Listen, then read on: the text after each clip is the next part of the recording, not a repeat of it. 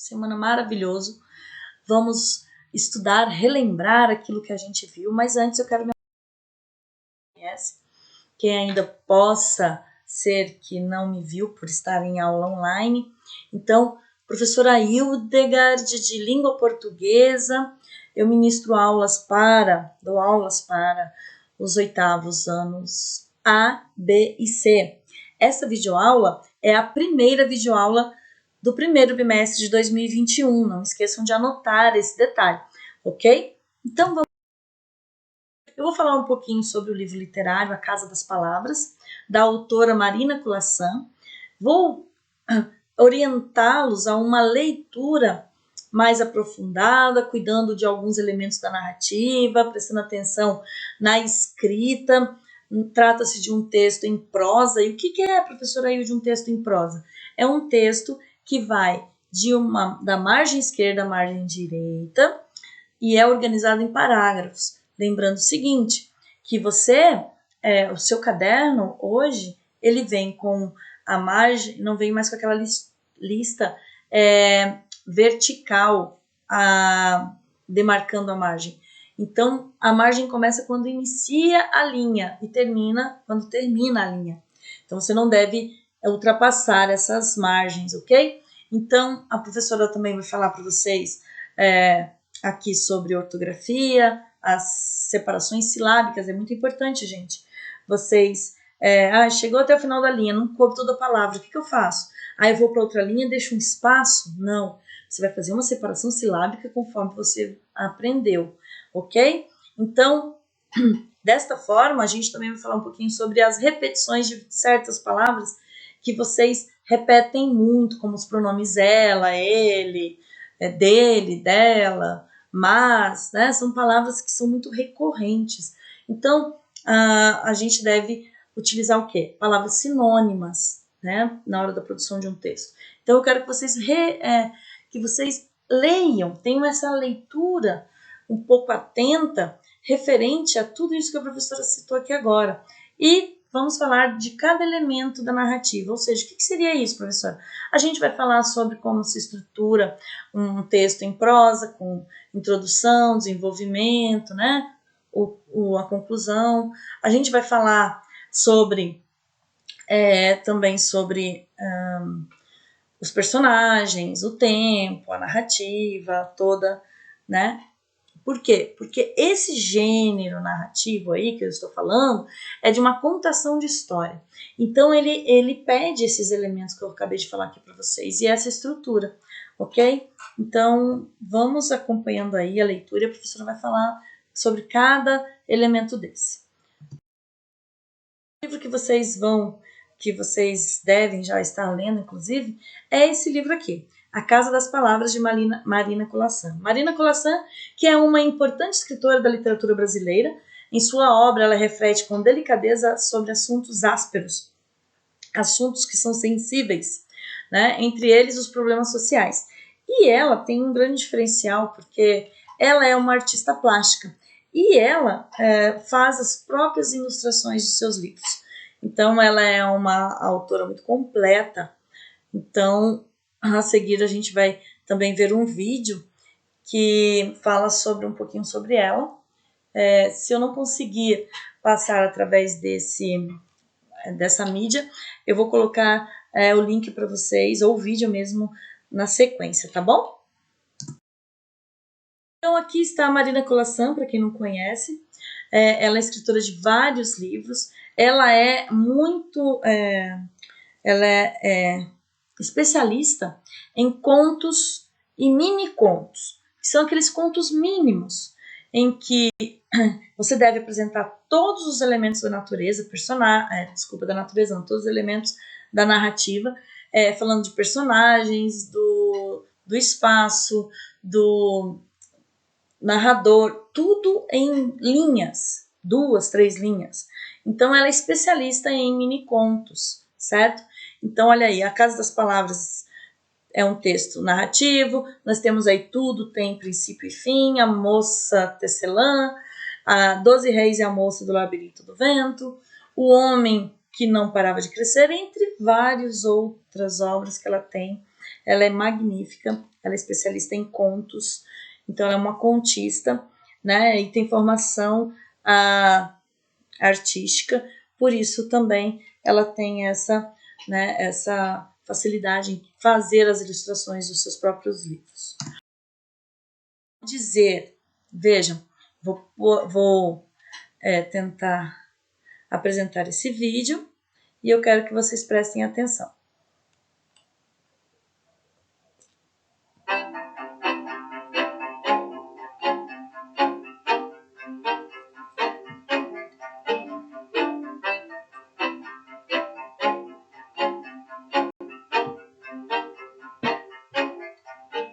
Eu nunca pensei em chegar aos 80 anos. Vou chegar agora em setembro. Eu sempre achei que eu morreria muito cedo. Uma tradição familiar. Minha mãe morreu aos 40, as duas irmãs dela também. Eu pensei que eu morreria cedo. Então, ter chegado aos 80 já é uma sorte. A vida tentou me matar várias vezes. E depois se arrependeu ou não conseguiu, quem sabe. De modo que não é nem uma coisa muitíssimo especial, é uma consciência da proximidade do fim. Não é por uma questão de idade que eu escrevo sobre a morte. Eu sempre escrevi sobre a morte. Eu gosto de escrever sobre a morte, porque é um tema de que se fala menos do que se deveria, as pessoas não gostam de falar, e eu adoro entrar por essa porta escura. Eu conto hoje o meu tempo de uma maneira diferente do que eu contava antes. Digo, agora que estou me aproximando dos 80, eu conto com urgência, eu não desperdiço tempo nenhum, porque não sei quanto eu tenho, pode ser pouco, eu ainda tenho muita coisa que escrever, tenho muita coisa que ilustrar, tenho muita coisa que fazer. O tempo se tornou muito mais precioso do que sempre foi. A vida é feita de circunstâncias que são alheias à vida de cada um, é feita de estruturas familiares, é feita de encontros. Tudo isso faz uma pasta da qual resulta o nosso produto vital, o que a gente faz na vida. As circunstâncias me permitiram trabalhar com criação, uma liberdade absoluta de criação, porque é o espaço mais livre que existe quando a gente não está trabalhando para arquibancada. Eu não trabalho para arquibancada. Me permitiu tecer algumas considerações, dizer algumas palavras que em algum momento chegaram ao coração de algumas pessoas. Eu digo sempre algum, porque o mundo é muito grande. São muitas pessoas, são muitos corações. Se eu cheguei ao coração de algumas pessoas, isso já é um luxo enorme. Não sei exatamente a quem eu tenho que ser grata, mas eu tenho este sentimento de gratidão que cresce à medida em que eu chego ao fim e, olhando para trás, acho que fiz da vida uma coisa, da minha vida, uma coisa direita, muito honesta, sincera, em algum momento amorosa. Pois é. Sabe que a Marina é escritora, isso é importantíssimo, hein? É a escritora mais completa da literatura brasileira. Vou repetir, a Marina é a escritora mais completa da literatura brasileira. Por quê? Ela faz contos pequenos, tá? Faz contos largos, é memorialista, ela ilustra os seus livros, ela cobre todos os gêneros. Você não vai encontrar na literatura brasileira uma pessoa que cobre todos os gêneros, de uma maneira harmoniosa, né? Ela consegue dar uma unidade a isso. E eu fico pasmo. É um prazer, é uma alegria ser contemporâneo.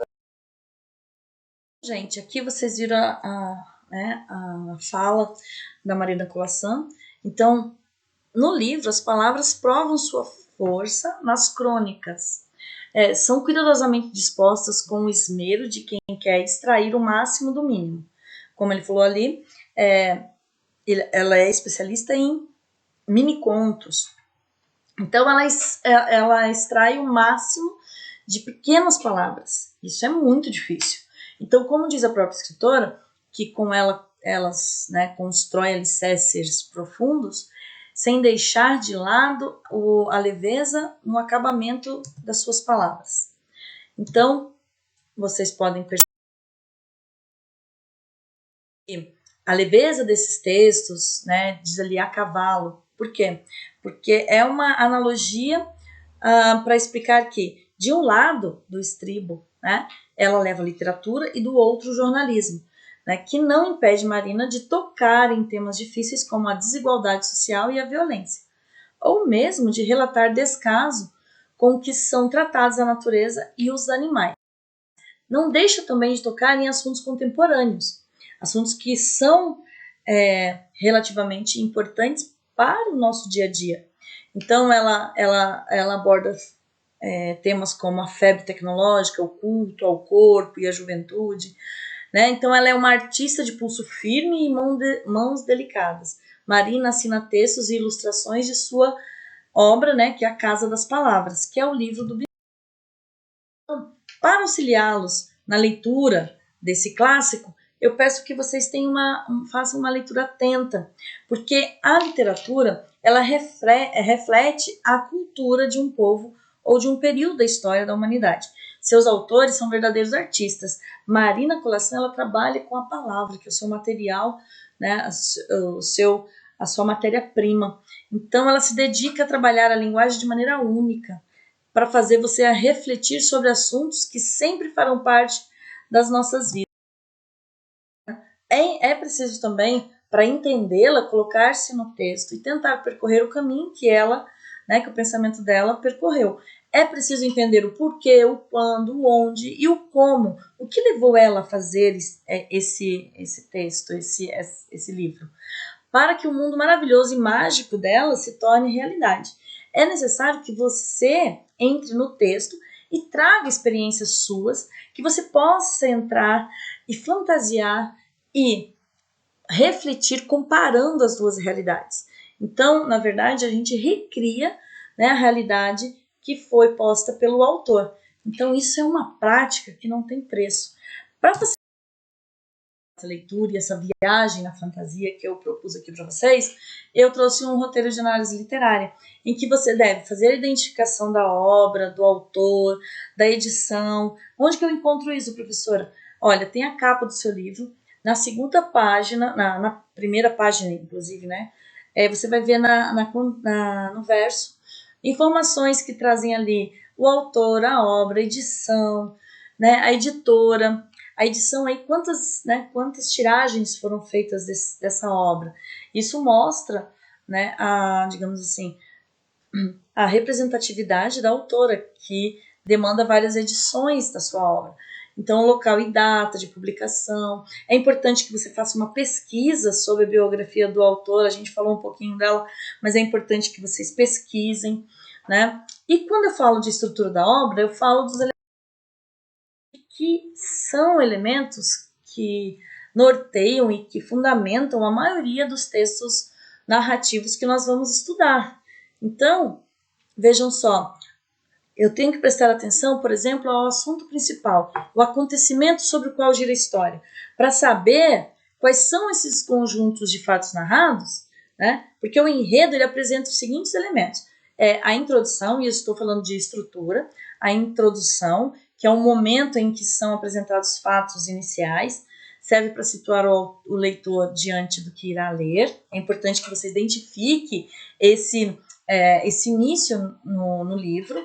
É importante que você acompanhe a parte da história em que os conflitos são desenvolvidos. O que são conflitos? São situações que vão sendo criadas que levam a um momento ápice, um momento culminante da história de maior tensão e suspense.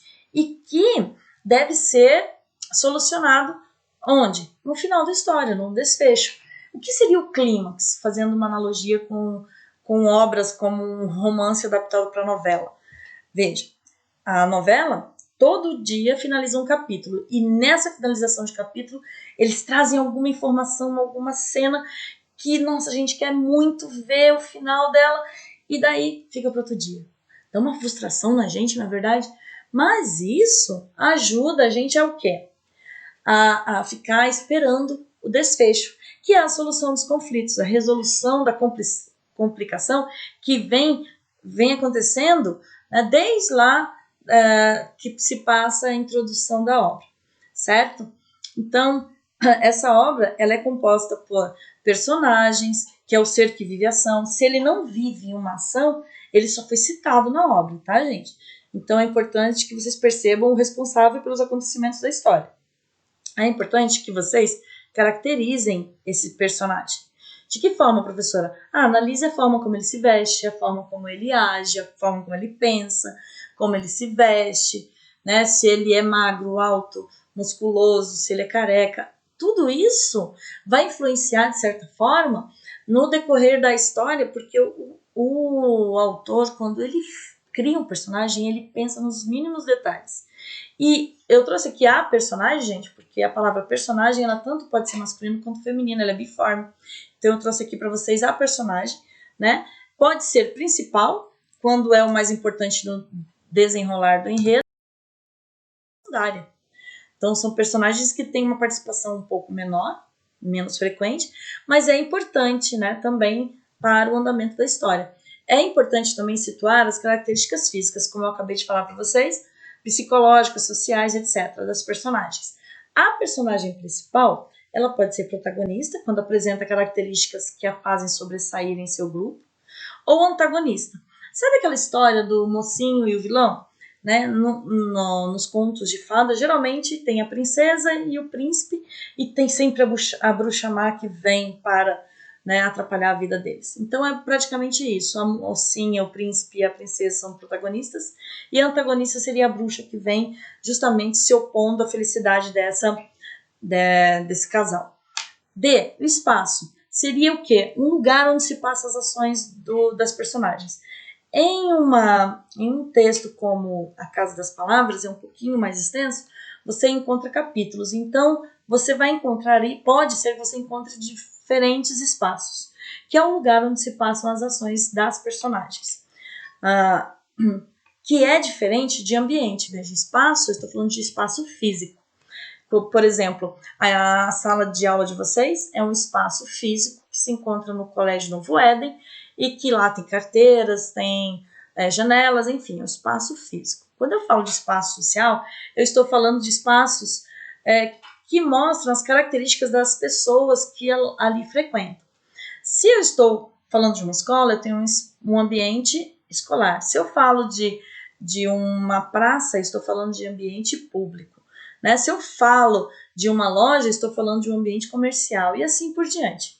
Né? Nós temos aí características econômicas, morais, psicológicas em que vivem esses personagens. É importante isso. Na F, fala-se da análise dos índices de tempo e que o enredo apresenta. Eu posso falar aí de tempo cronológico, tem uma sequência temporal. Eu posso falar de um tempo psicológico, que trata-se de um sonho, de uma lembrança, a duração que tem o sonho, né? Provavelmente uma noite. Então, você vai analisar esse índice de tempo. O tempo pode ser caracterizado quanto à duração, então é o tempo que a história levou a ocorrer, que daí é o cronológico ou psicológico, e a época. Essa época são elementos que são colocados no texto que indicam aí, né, uma época atual. Por exemplo, para indicar uma época atual, eu trago o celular, certo? Antes não havia celular. Por exemplo, se eu trago aqui uma máquina de escrever, Veja, eu estou falando de algo há anos atrás. Então, são indícios que o texto traz para evidenciar de que época que eu estou falando. Então, é um pano de fundo da história. Quando a época é atual, basta justificar com elementos da atualidade. Quando a época é antiga, pode-se e deve-se procurar uma correspondência com fatos históricos. Porém, também eu posso encontrar marcadores temporais, como palavras que indicam ontem, amanhã, daqui a um ano, momentos atrás, enfim. São marcadores, palavras que indicam a passagem do tempo, ok? Que é a identificação do ponto de vista ou foco narrativo, né? O que seria isso? É verificar se a pessoa que está contando a história, ela participa da história, é a própria história que ela está contando, então você vai ver que os verbos estão conjugados em primeira pessoa.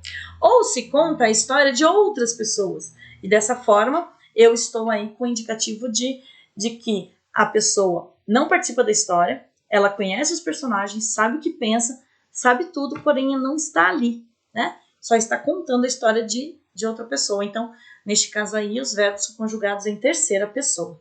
Certo, turma? Forma, eu termino essa videoaula. Lembrando sempre que ao final de uma videoaula haverá uma atividade a ser realizada no portal do Colégio Novo Éden. E neste caso aí, gente, é aquela lista de atividades que a professora falou que ia postar ao final do bimestre. Como a gente teve essa paralisação, eu deixei para postar logo após essa videoaula, tá certo? Então fica aqui o meu abraço carinhoso, fiquem bem e cuidem-se, turma, cuidem-se muito. Beijo da professora Hilde.